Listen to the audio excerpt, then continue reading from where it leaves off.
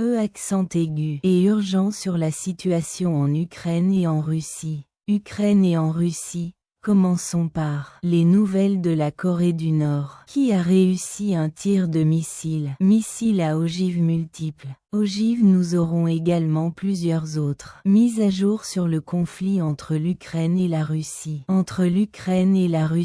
Car cette vidéo est pleine d'informations. À ne pas manquer. La Corée du Nord a réussi un test visant à développer des missiles à tête multiple. A déclaré l'agence médiatique d'État, KCNA. Le pays a déclaré que le test avait été effectué hier en utilisant le moteur à combustible solide d'un missile balistique de portée intermédiaire. KCNA a déclaré que le missile a réussi à séparer les ogives lors d'un test visant à développer la technologie des véhicules de rentrée multiples. Avec des cibles indépendantes. MVE. L'objectif était de garantir la capacité de détruire des cibles individuelles en utilisant avec des ogives multiples, a indiqué l'agence. Cette annonce intervient un jour après que l'armée sud-coréenne avait déclaré que la Corée du Nord avait lancé ce qui semblait être un missile hypersonique au large de sa côte, qui a explosé en plein vol. La Corée du Sud, les États-Unis et le Japon ont condamné ce lancement comme une violation des résolutions du Conseil de sécurité des Nations Unies et une menace sérieuse, mettant en garde contre de nouvelles provocations. Après le sommet entre Kim Jong-un et Vladimir Poutine la semaine dernière, les États-Unis, le Japon et la Corée du Sud ont entamé des exercices militaires conjoints. Exercices impliquant des chasseurs destroyers et le porte-avions américain à propulsion nucléaire. Le porte-avions à propulsion nucléaire américain Theodore Roosevelt avec la Corée du Sud, dans le but de renforcer la défense contre les missiles et les attaques aériennes. Lors de la première visite de Poutine en Corée du Nord en 24 ans, les deux dirigeants ont signé un pacte de défense mutuelle. Un pacte de défense que Kim a qualifié d'alliance. Hier soir, Vladimir Poutine a annoncé que la marine russe sera renforcée d'au moins 40 nouveaux navires d'ici 2024. Selon un rapport de l'Institut d'études de sécurité de l'Union européenne, IESA. Poutine a déclaré que l'un des principaux objectifs du pays est de moderniser complètement ses forces navales. Cela comprend de nouveaux navires, avions et des composants côtiers, ainsi que l'amélioration de l'infrastructure navale. L'objectif est de renforcer les positions de l'UE dans les zones stratégiques de la région, dans des zones stratégiquement cruciales de l'océan, et d'améliorer considérablement son potentiel de combat. Poutine a souligné que par rapport aux années précédentes, en 2024, nous verrons plus de 40 nouveaux navires et bateaux. Beaucoup a été fait dans ce domaine, car notre marine reçoit de nouveaux navires, a-t-il déclaré, ajoutant que des réparations profondes et des remodelages d'équipements sont en cours. En outre, le ministère russe de la Défense a déclaré avoir mené des attaques de missiles sur des aéroports ukrainiens. Asita a été désigné pour recevoir des avions militaires occidentaux et des drones Kinjal à longue portée basés en mer ont été utilisés dans les attaques. Toutes les cibles désignées étaient, selon le ministère, la liste des cibles n'a pas été précisée. Spécifiée en parlant de tension. Les déclarations de Dimitri Rogozin aussi. Il s'agit d'un officier russe actuellement en charge de l'armée russe, responsable de la région occupée de Zaporijia, et a déclaré qu'il était temps de brûler tout ce qui était ukrainien. de brûler tout ce qui est ukrainien. Ces commentaires ont été faits à un moment où l'Assemblée parlementaire de l'Union européenne s'est réunie pour la première fois, alors que l'Assemblée parlementaire du Conseil de l'Europe a adopté 3 résolutions relatives à l'invasion de l'Ukraine par la Russie. L'invasion de l'Ukraine par la Russie, reconnaissant l'intention de la Russie de détruire le patrimoine culturel et l'identité de l'Ukraine. Le Conseil de l'Europe a adopté 3 résolutions relatives à l'invasion de l'Ukraine par la Russie. L'usine d'eau potable de la ville d'Oran, en Russie, a été la cible d'une attaque nocturne de drones. Selon l'agence de presse étatique R, l'usine expérimentale de Redkinsky, située dans la région de Thème, au nord-ouest de Moscou, produit une gamme de produits chimiques utilisés dans l'aviation. L'usine a déjà été touchée par des drones ukrainiens en septembre 2023. À l'époque, l'agence ukrainienne des droits de l'homme a affirmé que l'usine produisait de la décaline, un additif pour le carburant d'aviation. L'attaque de ce matin a vu 4 drones endommager l'oléoduc, le toit et l'atelier de l'usine. Selon l'agence, selon le média russe indépendant SOTA, le gouvernement régional de Tver a déclaré sur le média social russe V-Contact, le gouvernement régional de Tver a déclaré que les systèmes de défense anti-aérienne avaient déjoué un attentat à la bombe de défense aérienne avait déjoué une attaque d'un drone, mais n'a pas précisé si l'usine était la cible.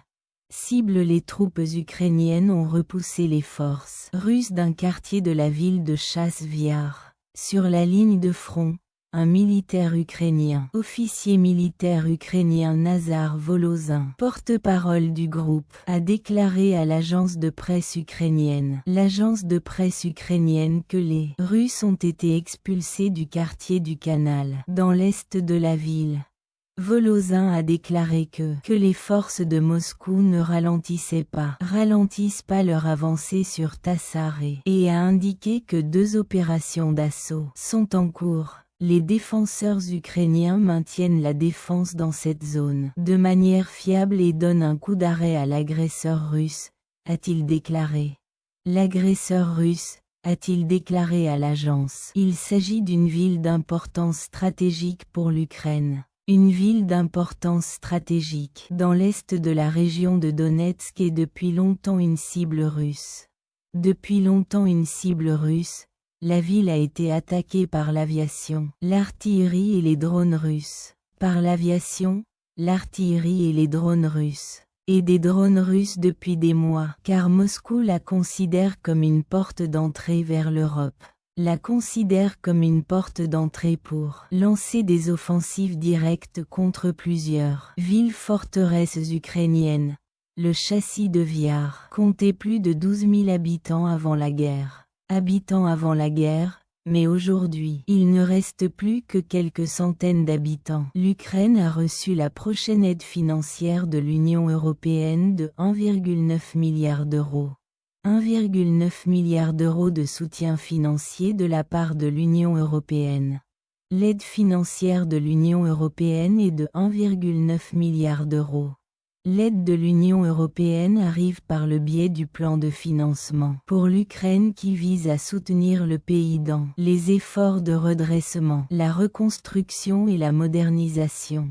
Fournira jusqu'à 50 milliards d'euros d'aide entre 2024 et 2027. Le plan a été proposé pour la première fois. En juin 2023. Paiement de 4,5 milliards d'euros a été envoyé à l'Ukraine en mars pour obtenir l'Ukraine doit mettre en œuvre son plan de redressement et de réforme tout en défendant les mécanismes démocratiques, l'état de droit et les droits de l'homme. l'état de droit et les droits de l'homme. Des droits de l'homme dès que la Commission européenne pourra vérifier ces conditions. Les paiements auront lieu selon un calendrier fixe. Chaque trimestre, l'Union européenne a signé un accord de sécurité avec l'Ukraine à Bruxelles.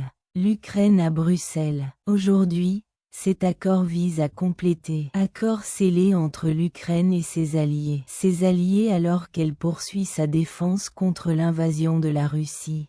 Défense contre l'invasion russe. L'accord consolide l'engagement de l'Union européenne à aider l'Ukraine dans 9 domaines. L'engagement de l'Union européenne a aidé l'Ukraine dans 9 domaines de la politique de sécurité et de défense. Domaine de la politique de sécurité et de défense, y compris les livraisons d'armes, la coopération militaire, la coopération dans l'industrie de la défense. L'industrie de la défense et le déminage. La Lituanie et l'Estonie ont également signé des accords de sécurité avec l'Ukraine, rejoignant ainsi plusieurs autres pays qui ont proposé un engagement à long terme d'aider Kiev même après la fin de la guerre. Zelensky a signé un pacte similaire avec le président américain Joe Biden au début du mois. Sera en vigueur pour les 10 prochaines années. Offensive russe de printemps au Kiev montre que le niveau de pression pression exercée sur Moscou est insuffisant, a déclaré Volodymyr Zelensky, le chef de l'état-major de l'armée de Kiev. Militaire de Kiev affirme avoir stabilisé la situation après que les forces russes ont lancé une attaque sur un nouveau front dans la région nord-est de l'Ukraine. L'Ukraine était la deuxième tentative de Vladimir Poutine d'avancer sur Kharkiv. Après que les troupes ukrainiennes ont réussi à repousser ses forces après l'invasion. Invasion en 2022. S'exprimant aujourd'hui à Bruxelles, M. Zelensky a déclaré que l'attaque prouve que la pression sur la Russie pour qu'elle entre en guerre n'est pas suffisante. L'Union européenne a signé aujourd'hui un accord de sécurité qui renforce son engagement à aider l'Ukraine dans les domaines de la politique de sécurité. L'Ukraine dans les domaines de la politique de sécurité et défense. Les troupes ukrainiennes ont repoussé les forces russes d'un quartier de la ville de Chassiv Yar sur la ligne de front, a déclaré un officier militaire ukrainien. Nazar Volozhin, porte-parole du groupe, a déclaré à l'agence de presse Interfax Ukraine que les forces russes ont été expulsées du quartier du canal à l'est de la ville. Monsieur Volozhin a déclaré que les forces de Moscou ne ralentissaient pas leur progression sur le châssis de Viar et que 2 opérations d'assaut étaient en cours. Les défenseurs ukrainiens maintenir la défense dans cette zone de manière fiable. Les défenseurs ukrainiens maintiennent la défense dans cette zone de manière fiable et donnent une rebuffade à l'agresseur. Monsieur Russo a demandé à l'agence de contextualiser Chassiv Yar en tant que ville stratégiquement importante de la région et depuis longtemps une cible russe. Depuis longtemps.